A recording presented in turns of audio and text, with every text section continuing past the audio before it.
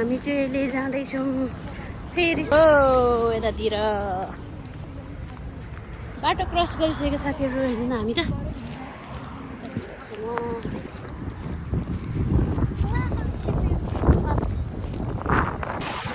सक्नुहुन्छ शङ्ख हेर्नु कति धेरै शङ्ख फुट्ने भए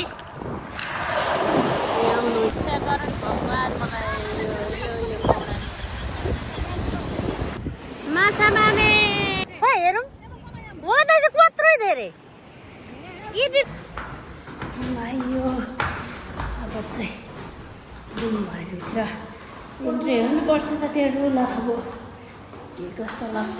हेलो हाई नमस्ते नमस्कार अनि सेवा भन्न चाहन्छु र मैले चाहिँ आजै रुमबाटै मैले भिडियो स्टार्ट गरेको छु। आई होप हजुरहरू सबैजना सन्चै आराम कुशलै हुनुहुन्छ होला भन्ने मैले आशा लिएको छु र म पनि एकदमै सन्चै छु र मैले चाहिँ आज फर्स्ट मिनी भ्लग हजुरहरू समक्ष ल्याउनुको लागि स्टार्ट गरेको छु। कस्तो लाग्छ हजुरहरूलाई सल्लाह सुझाव दिनुहोला। मैले सुधार्नु पर्ने कुराहरू के छ हजुरहरूले कमेन्ट गर्नुपर्ने हुन्छ। र आज चाहिँ हामी समुद्र जाउँ भन्ने सल्लाह गरेछौँ साथीहरूसँग।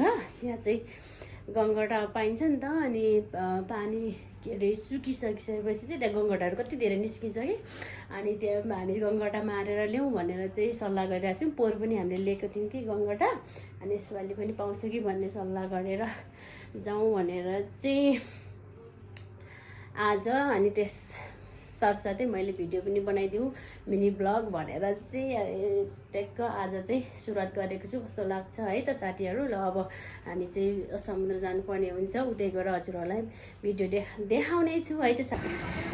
अनि हामी चाहिँ अहिले जाँदैछौँ फेरि हेर्दै गर्नु होला तपाईँहरूलाई म देखाउने छु माछा के कस्तो हुन्छ। अस्ति पनि गएको पानी चाहिँ माथि माथि आइरहेको थियो कि अनि त्यही भएर ल्याउन सक्यो। त्यही पनि हामी त स्विमिङ गर्दै भए पनि दुईवटा माछा त पक्रेको थियौँ हाँस उठेर। नेपाली दाइहरू पनि हुनुहुँदो रहेछ उनीहरूको साथ गएको एक्लै जान्छ अलिकति डर लाग्छ कि मतलब डर लाग्छ कि हामीलाई साथीहरू। हेर्नु मेरो नाना दिदीहरू सबै नानाहरू है उहाँ चाहिँ यतातिर चाहिँ साथीहरू बनाउँदै हिँडेको छु। यो चाहिँ फर्स्ट मेरो मिनी ब्लग साथीहरूलाई कस्तो लाग्छ सुझाव सल्लाह दिँदै गर्नु होला है त साथीहरू। हामी जाँदैछौँ बाटोमा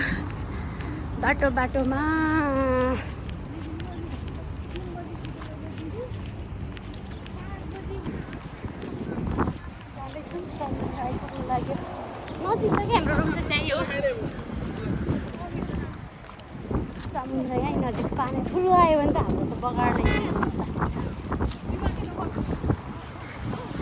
आज पनि दिन त पानी सुकेछ होला र आज दिदी पानी सुकेछ र आज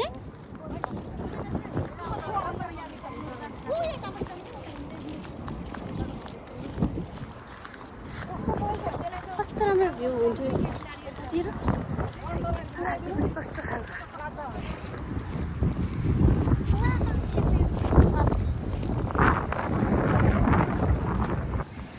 समुद्र आइपुग्यो साथीहरू। हामी चाहिँ समुद्र आइपुग्यो। पानी अस्तिको भन्दा झन् ठुलो पो रहेछ नि छाल रहेछ कति धेरै छाल के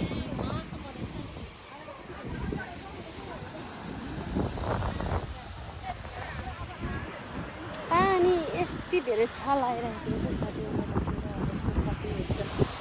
ओ पर पानी यो कति धेरै हुन्थ्यो यहाँ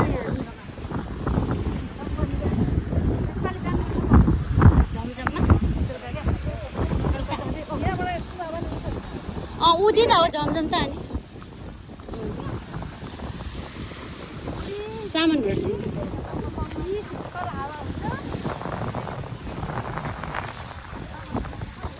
साथीहरू रुममेटहरू कस्तो छ अस्तिको भन्दा धेरै छाल आएछ।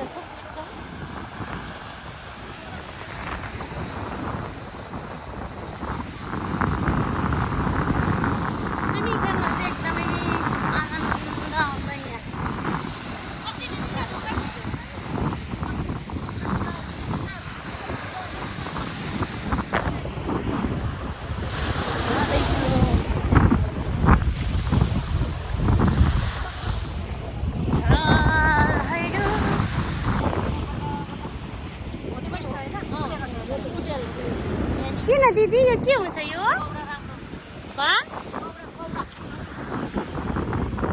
दबाई पनि हुन्छ नि दिदी यो 60 रुपियाँमा किलो ल्याउने त अस्ति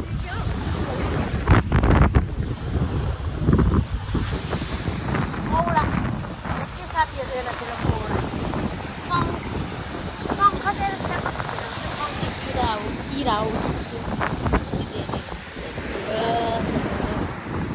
निकै सुकेको थियो पानी आज त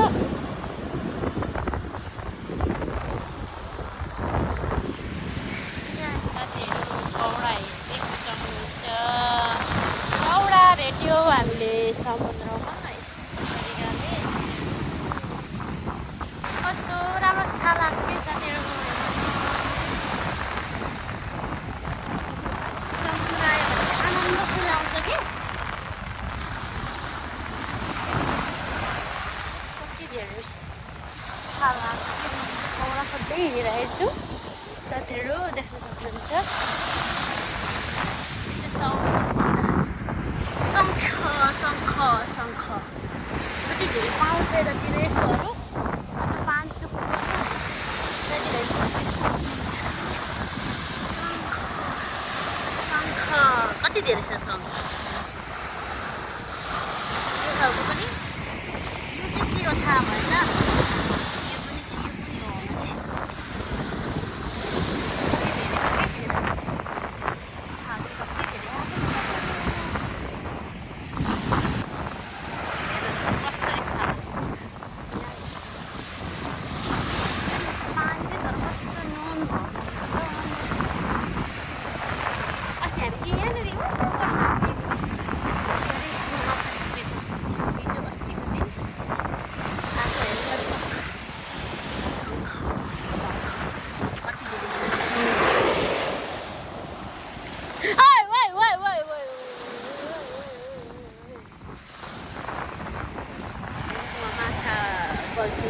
हुन चाहिँ फ्रीमा छ है यो चाहिँ फ्रीमा छ आउनुहोस् कति पनि पाउँछ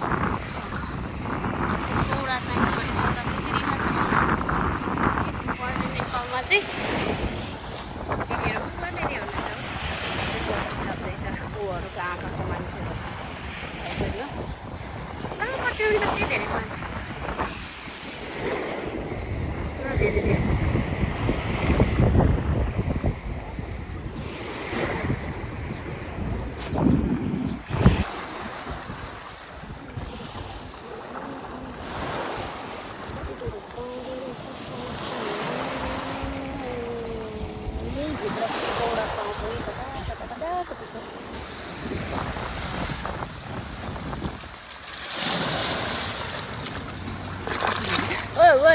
ओइ छाल चाहिँ बेसरी हाल्छ त्यो हान्ने मान्छे ओ माछा पर्यो भनेको त परेन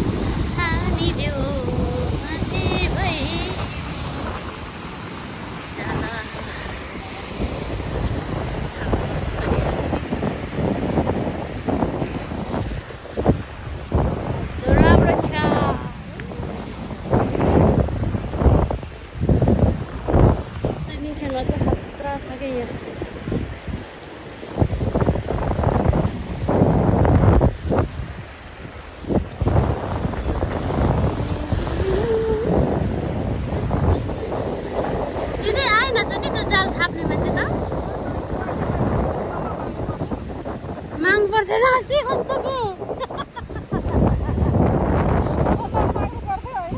अनि फोन नम्बर माग्नु पर्दैन थियो त फोन नम्बर माग्नु भइदिएको भए चाहिँ आज माछा डरो लानु आउँदै थियो आउँदै आएन के गाह्रो छ उतातिर स्विमिङले मान्छेहरू बाप ए दाइ आउनु भएन आज साथीहरू फर्किँदैछु ल यतातिर डुल्नु जानु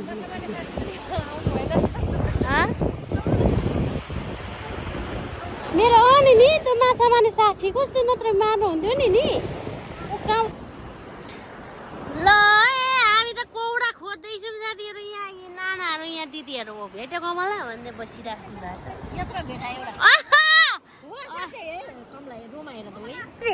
कत्रो ठुलो भेटाएको त इस हामी यतातिर हामी चाहिँ रुममा आइपुग्यो साथीहरू यस्तो तरिकाले रुम आइपुग्यो है हामी समुद्रदेखि साथीहरू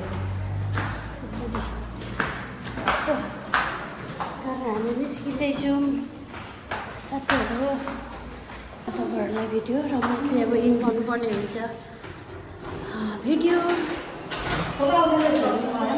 लाइक र सब्सक्राइब गर्नु होला है त साथीहरू